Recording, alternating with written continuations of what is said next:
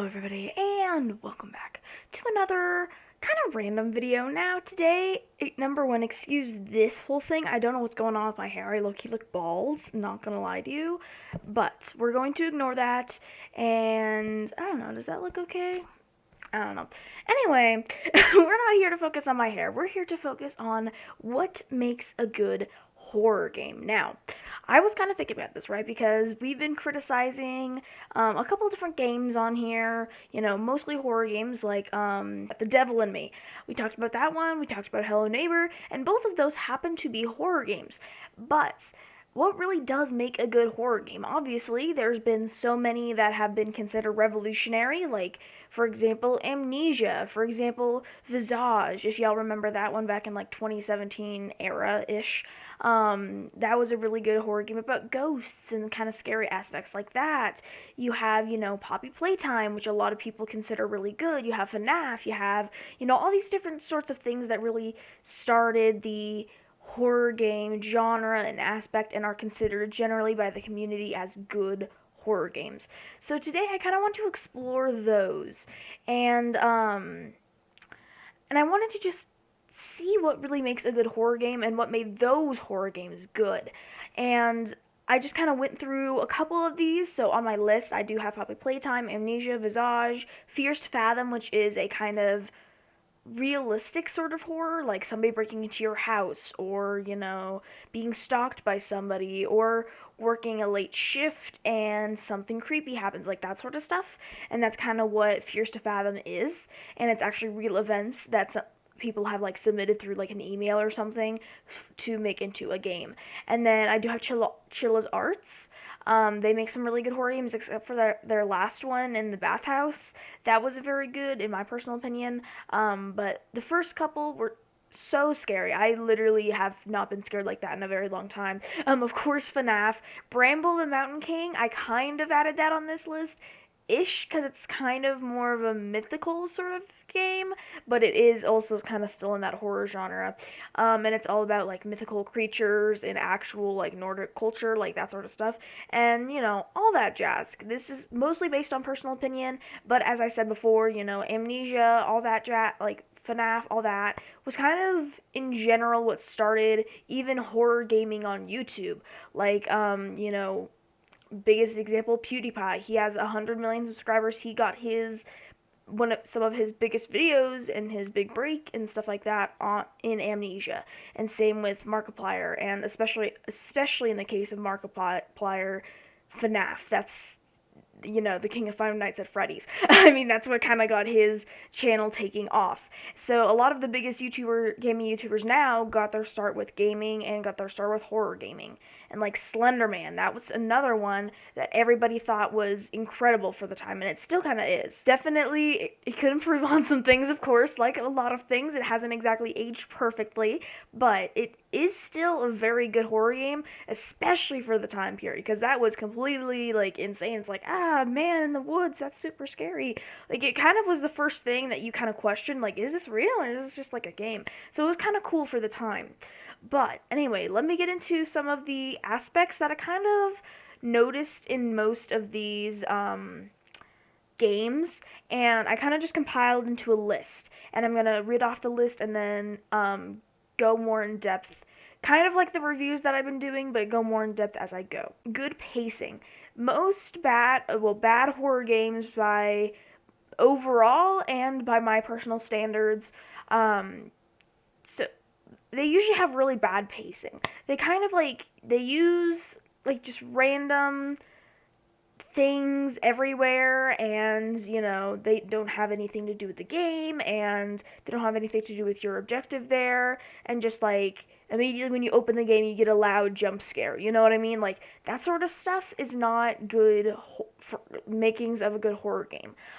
You have to like pace it well, you have to get into it, you have to create some ambiance, and then after you created some ambiance for a little bit, throw in a jump scare, throw in, a guy around the corner that you didn't know was there, which I'll get into later, and then, start elaborating on the story, and then just don't like throw the whole story on a piece of paper at the end of the game, because that's happened a lot more recently, I've noticed, and it's not good. It's actually the complete opposite. It creates a terrible pace for the game as a whole.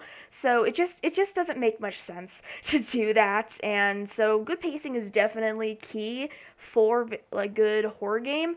And like most, if not all of these do have good pacing.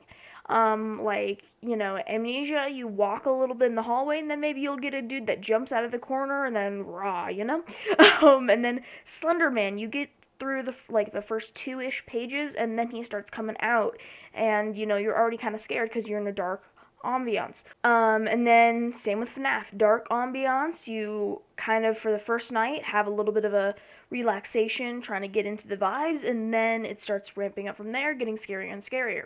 That sort of stuff. Which kind of leads into my next point, which is poor lighting. But there's a line. There's a line here that we can't cross. And as a YouTuber myself, I do understand this a little bit, even though I haven't really played horror games on my channel. I do understand the whole lighting thing. But it can't be so dark that you can't see. So that's kind of the line that I mean, is like, if you can't see shit, then how are you going to be scared by anything? Like, but it also has to be dark enough where you can like hide something in the shadows over there, or you need a flashlight so you illuminate this part of the screen but not the outside parts of the screen where you can get scared.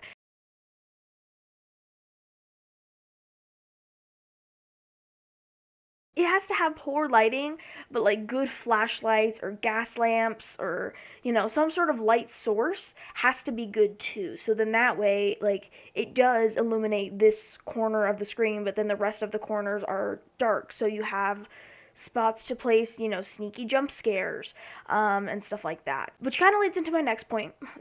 This is all in order. Good jump scares, not just like Scream MP3 every 5 seconds. And y'all know what I mean. It's like the classic ghost scream that you hear in like all the old Roblox games and Granny. I think even in Roblox Granny. You might have that scream, and then like it's the same scream you hear every time, and you know it immediately when you hear it. You're like, yep, I heard that in this game as well.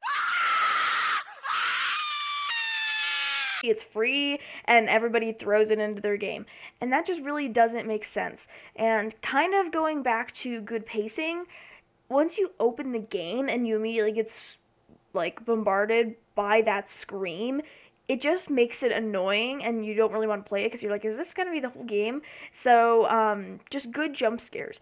And like, again, looping around to the poor lighting, you can add a dude in the corner, and because of your poor lighting, and that's scary because some people won't even notice it.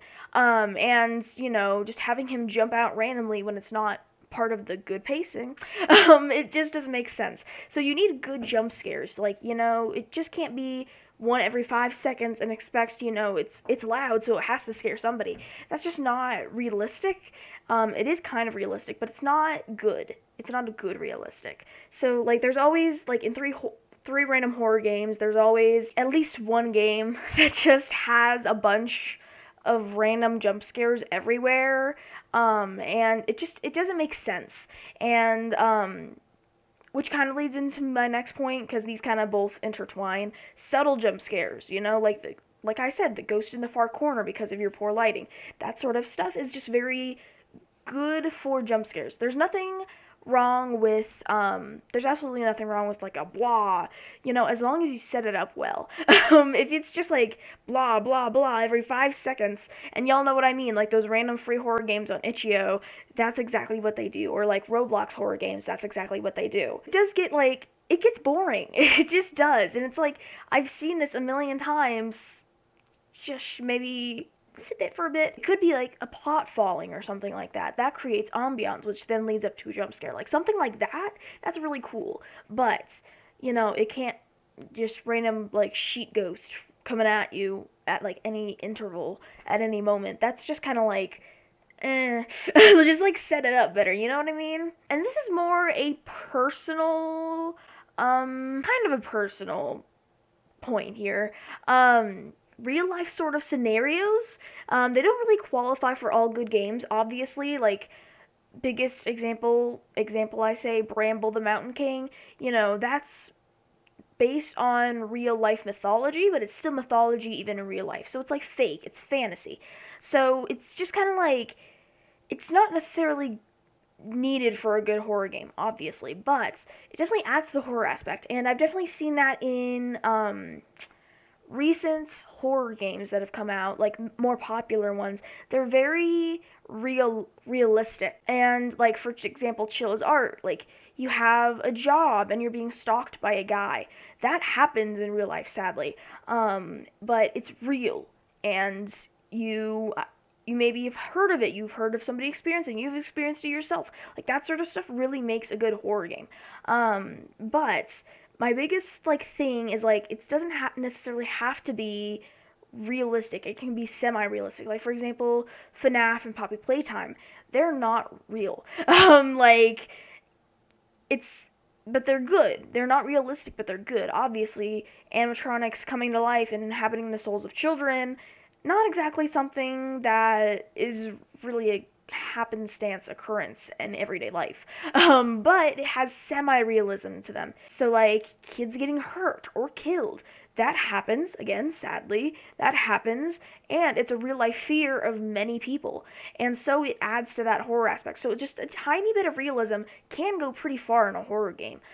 So it's kind of interesting how that has come into the horror scene and how that's almost adding to the horror games that we get now. So I find that really interesting. It's, again, also kind of personal preference.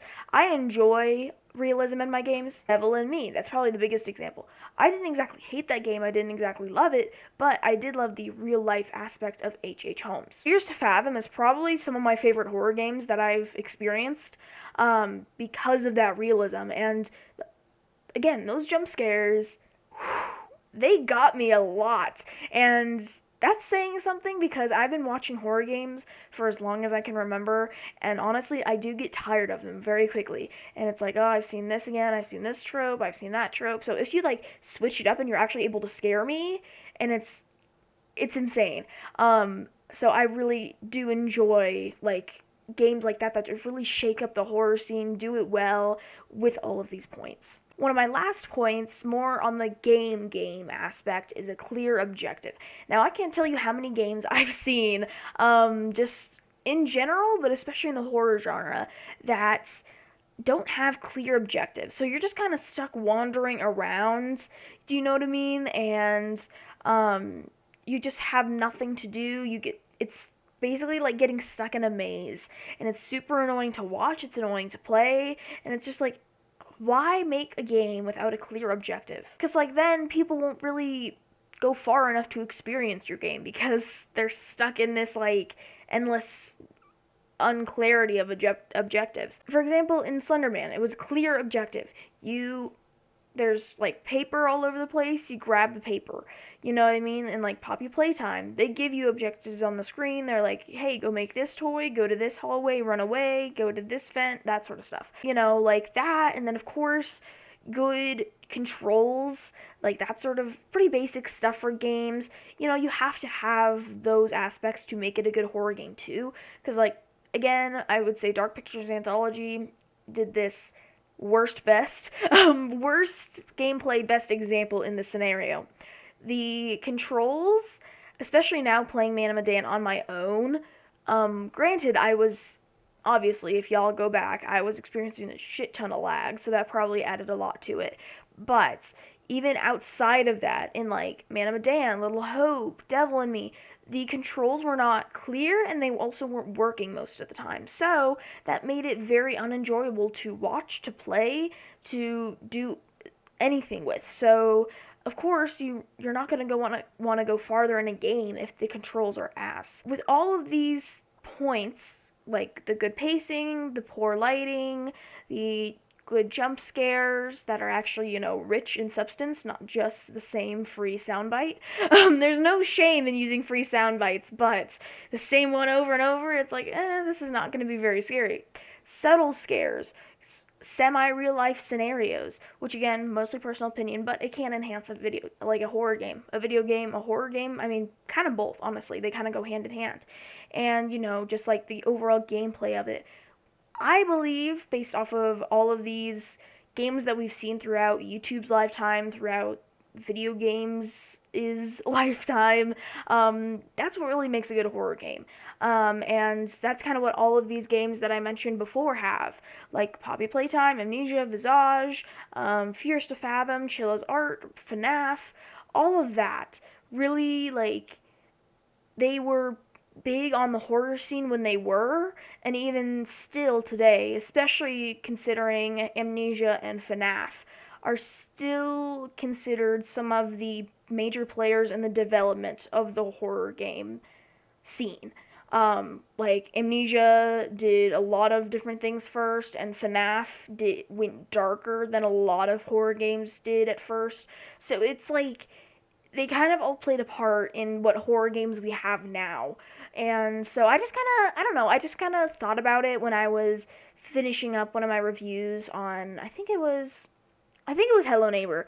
And I was like, well, I kept saying, like, this is why it was terrible, but what makes a good horror game? Why do I like Visage? Why do I like Fears to Fathom? What makes them good and what made them so popular at the time?